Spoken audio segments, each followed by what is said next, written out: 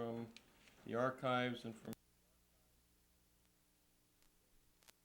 the book possible. Pat, are you ready? Tom, would you get the front shades? I don't have the best lighting situation here, but I think you'll be able to see the slides.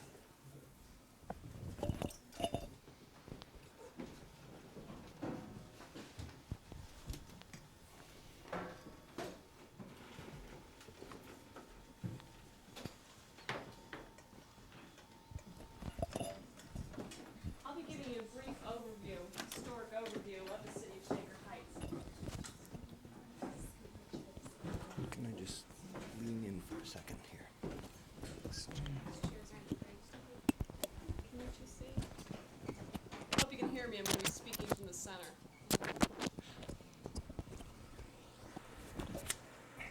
Wonderful. The area was first settled as part of Warrensville Township early in the 1800s. It was basically a pastoral and farming community, and we have a number of century homes left from that era, farmhouses and small Western Reserve structures that were typically painted the bright white with the vivid green shutters that David had alluded to. And you could find these homes on Chagrin Boulevard and a number on Fairmont. This is a smaller one on Chagrin, which has had some additions over time. This is the Moses Warren home on Ingleside, which also used to front Chagrin, but since then there have been houses built in front of it. This is an older picture of that same home. See how it's changed a little bit over time. It's just about always been white through its history. And of course that's Mary Webb's house, so you can see what a great job she's done with it. In 1822, about 1,400 acres were donated by the early settlers to the Shakers, or more technically, the North Union Colony of the United Society of Believers. And they were basically a farming, milling, craftsman community, and they contributed many inventions to the American society. The Shakers were different from the Quakers and the Amish, which we sometimes tend to associate them with, and this museum is a wealth of artifacts and documents and can teach you a lot about the Shakers, as can the Western Reserve Historical Society. There were three main groups of buildings for the Shakers, and the center family, as it was called, was near the intersections of Lee and Shaker with a number of buildings, one of which was the meeting house, right, Judy? The East family had a few buildings near Fontenay between Shaker and South Woodland today, and then the Mill family was near the upper end of Lower Lake, which is the northwest corner. And they, of course, operated the grist mill. The numbers of the community dwindled as Cleveland grew as an industrial metropolis, unfortunately, and the few remaining members in 1889 disbanded to other colonies in the state. Although we don't have any buildings or structures left from the Shaker era, we do have some beautiful sites with markers commemorating the Shakers, some rebuilt gates, and two beautiful lakes, which they built by damming the upper branch of the Dome Brook, okay, forming Lower Lake and Horseshoe Lake, which they also used to harness water power to operate their mills. They also kept the large tract of beautiful land intact that gave the potential for uniform development. This is the Shaker Gateway Park at Lee and Shaker, and that's the rebuilt Shaker Gate, marking the site of the meeting house. Okay. And of course, we got the name of the community from the Shakers. The various developers held the land between the time the Shakers left in 1889 and before the Van Swearingens began with their development in the early 1900s. There was a financial depression late in the 1800s that was the main reason for the previous ventures being unsuccessful. But two enterprising young men, I realize they're not young in these two pictures, OP and MJ Van Swearingen saw the potential of the farm track, and they decided to begin building a community of homes that would appeal to the people of Cleveland, the rising middle and upper classes of Cleveland that were seeking the best of city and country. Okay.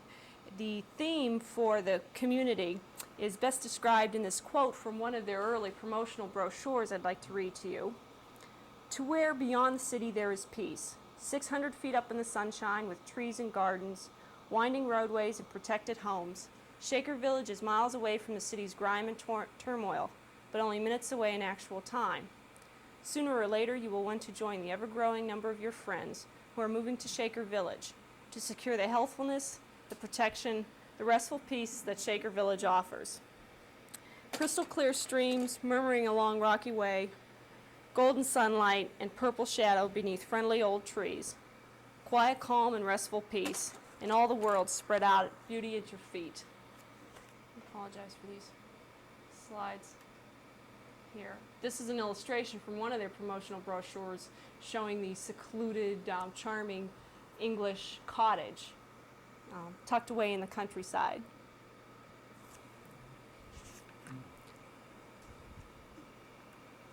Okay. The method that the Vans used to put together their development was by acquiring options, because they basically started from nothing, and they first went to the owners, at the time a Buffalo-based syndicate, and took an option on a few parcels of land in 1905. They sold the land and paid for the land from the proceeds of the sales. And each time they would take an option, they had a future option for a section of land twice the size as the previous. So they would go acquiring more and more land in this way until it got to be time consuming, and they organized a syndicate to buy the remaining 1,200 acres from the Buffalo Syndicate in about 1912. Pease Engineering was hired to do all the engineering work, plans, development, and they started very early and along, and they have done engineering work all the way out through Beechwood and Pepper Pike. The Vans were more interested in building an empire than amassing a fortune, as I think it proves that they died basically penniless, and they have some monumental achievements to their credit. I don't think anyone today would undertake such a venture that the Vans did at their time. One architectural authority wrote, did it again, sorry about that. "There had been no instance in the history of American real estate development where any man or set of men had set such a definite plan for the development of so large a piece of property along such rigidly controlled lines as the Van Sweringens set for the development of the Shaker Farm track." This next series of slides shows you the phases of development. They started in this area. This is where they first had some options on those first lots. It's Fairmont Boulevard that's the darkest, largest road. Coventry at your left, and the Parkway is in the shaded area at the bottom with Lower Lake shown. Lee Road's a straight diagonal road. Okay, this is the next section, a little further south and east, with the typical north orientation that we're used to seeing maps. And okay, these are the early areas in by 1905. The lighter gray areas not yet built. The dark ones, the ones being developed at this time, 1915. And the very light roads, the north and south through streets, were in place as Warrensville Township was settled in the 1800s. Lee Road, Warrensville, Center Road, South Woodland, Fairmont, and Chagrin, Kinsman then. Okay. The last sections were the eastern sections of the city and Shaker Square, if you can see that over on the woodwork. Shaker Square was Moreland Circle until 1929.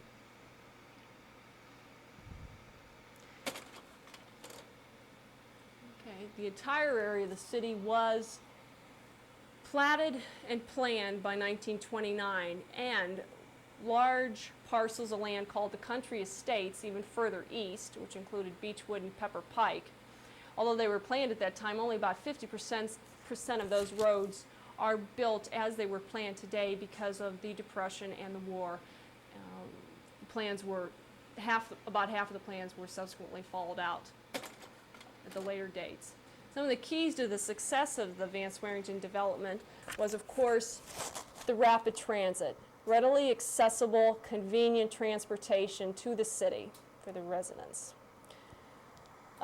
The first part of the development depended upon the old Fairmont line, which ran down Fairmont and through University Circle and a little bit of a roundabout way to downtown, which took much longer time than the new line that the Vans decided to build when they could get no further spur lines to the Fairmont line.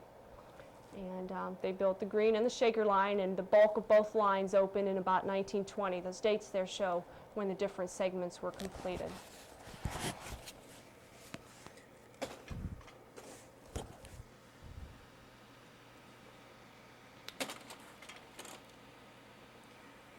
They also decided to take best advantage of all the natural aspects of the property, highlighting the park, the green spaces. They built two more lakes, the two small lakes of Marshall and Green Lake, by damming the lower branch of the Doan Brook, as did the Shakers on the upper branch. 200-foot wide boulevards, public green spaces, generous sites to schools and churches. Other developers at the time thought they were quite foolish to be giving away land that could be sold otherwise. But it turned out that the value that the lands got for the, quote, free land was better put to use because it raised the value of the adjacent properties. And it also allowed them to build denser properties because the green space would give a relief to the denser neighborhoods, the small backyards. We have the boulevards.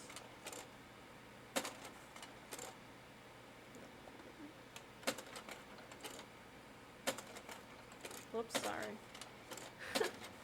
You're just standing in front of this.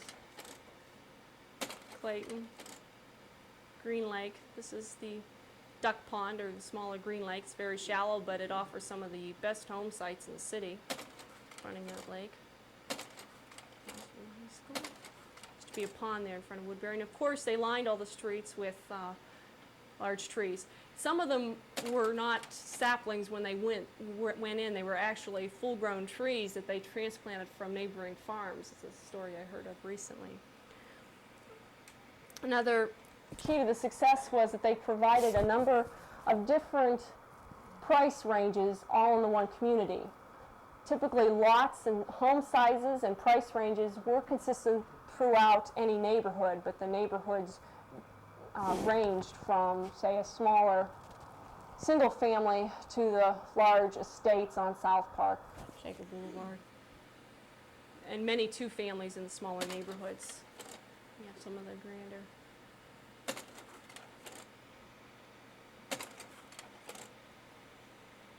These are some of the smallest lots in the city. This is down on Lytle Road. This is in Ottenway, just about 5 foot larger. They also focused in on recreation uses. This is the country club on donated land with the golf course. Also running the golf course through the floodplain functioned to prevent building on really unbuildable land. Tennis courts there.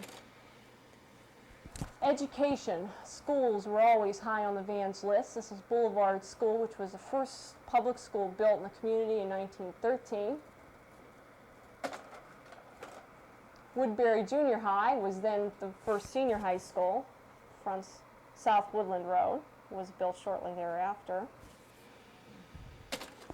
Vans also managed to have 3 private schools located in the area. This is Laurel School for Girls out in Mercer, University School for Boys,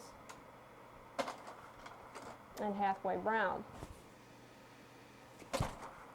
Hathaway Brown occupied the site originally meant to hold a small college. That field fell through, but John Carroll did build just outside of the city in what is now University Heights, the same sort of standards that the vans intended for the whole community. Churches also were located on prominent sites. This is one of the first, Plymouth, the Coventry, and Weymouth.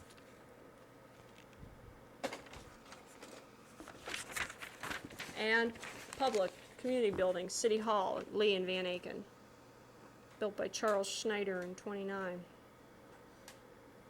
Of course, the community couldn't have been built as it was without a couple vehicles that the vans used to implement their ideas and dreams, and that was deed restrictions, design standards, and an architectural board, a review board, the company at the time. Okay. The standards were first, design standards were first published in '25, and they were expanded in '28 to include apartment uses, which were initially not permitted in Shaker Heights, but the demand for the type of housing was there, so the vans decided to prove it. Okay. The standards dealt with the architecture, buildings, proportions, setbacks, heights,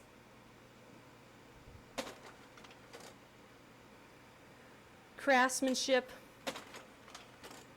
details, and they also served as the basis for most of our zoning code today, the architectural board of all of the surrounding communities, and parts of the building code. They recommended 3 basic styles: colonial, smaller colonial, French, all traditional styles of the period, traditional revival styles, meaning they weren't the first time these styles had ever been done, and English. Commercial buildings and other structures were done in the same styles. This is a 2-family home on Winslow, designed to look like a single family.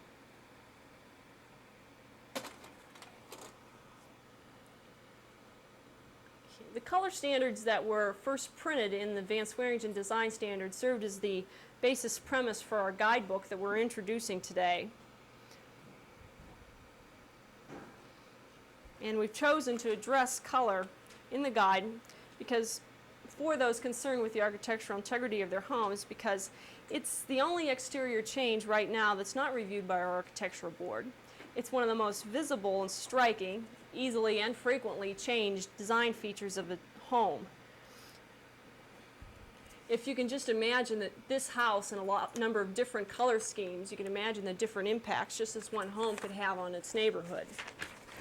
And since most of our homes are 50 years old or older, the original color schemes are difficult to understand and, well, find out. They were originally an integral part of those designs, and the teaching and the styles have changed since then. So in this book, we've done the research for you. Between the workshop and the Shaker Village color book, I think you have a pretty good handle on the research of colors today. Even masonry homes, the large amount of trim and detail on our masonry homes in Shaker Heights, the paint color on the trim has a heavy impact on the overall effect of the house. And that is just a pretty slide to end on.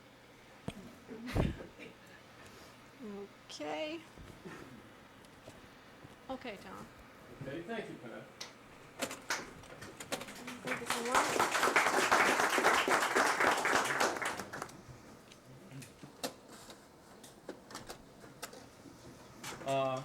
One of the